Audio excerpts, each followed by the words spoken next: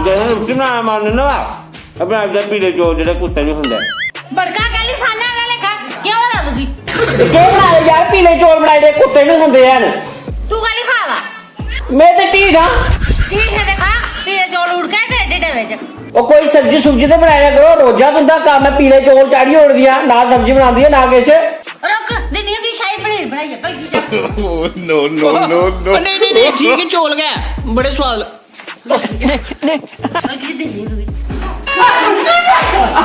नहीं मैं आख रहा हाँ? पीले चौल में भी बड़े स्वाद बनते कि'यां बनाते रेसिपी की है ये ਰੈਸਪੀ आओ ओ यार मैं कदे लाड़ी रूसी चली आ करो नी अच्छा। ये पीले चौल का खा करने फिर ਅੱਛਾ ਤੇ ਮੋਹ ਕੋ ਦੁੱਤਾ ਲੈ ਨਾ ਬੋਲੇਗਾ ਬੋਲਿਆ ਨਹੀਂ ਕਾਖੜੀ ਦਿੰਦੇ ਤੇ ਜਵਾਨਾ ਇੰਨਾ ਕਰਦੇ ਇੰਨਾ ਉੱਠ ਲੈ ਬਰੋ ਮਰ ਬੈਠੇ ਦੋਸਤੋ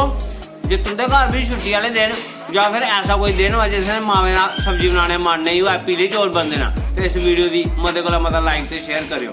ਤੇ ਸਾਡਾ YouTube ਚੈਨਲ ਹੈ ਡੁੱਗਰ ਦਾ ਬੇਟਾ ਕੁਲਦੀਪ ਹੰਸ ਉੱਥੇ ਜਾਓ ਸਾਡੀ ਵੀਡੀਓ ਦਾ ਆਨੰਦ ਲਓ ਇਸ ਵੀਡੀਓ ਦੀ ਸਪਾਂਸਰ ਕੀਤਾ ਹੈ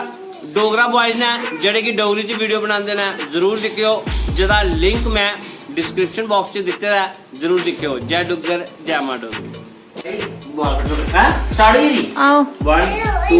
3 ਸਟਾਰਟ ਉੜਕਾ ਕੇ ਢਿੱਡੇ ਵਿੱਚ ਕੀ ਹੈ नहीं पहले ये फाड़ पहले फाड़ रुको 1 2 3 आप हां जंगल से रहा तुम है ना 1 2 3 स्टार्ट नहीं मैं आख रहा ਤੇ ਮੋਹ ਕੋ ਦੁੱਤਾ ਲੈ ਨਾ ਬੋਲੇਗਾ काट नसीब दे नहीं स्टार्ट कर लेना ਬੋਲਿਆ ਨਹੀਂ ਕਾਖੜੀ ਦਿੰਦੇ ਤੇ ਜਵਾਨਾ ਇੰਨਾ ਕਰਦੇ ਇੰਨਾ ਉੱਠ ਲੈ ਬਰੋ ਮਰ ਬੈਠੇ ਵੇ ਹਾਏ ਹਾਏ मम्मी ए मम्मी मम्मी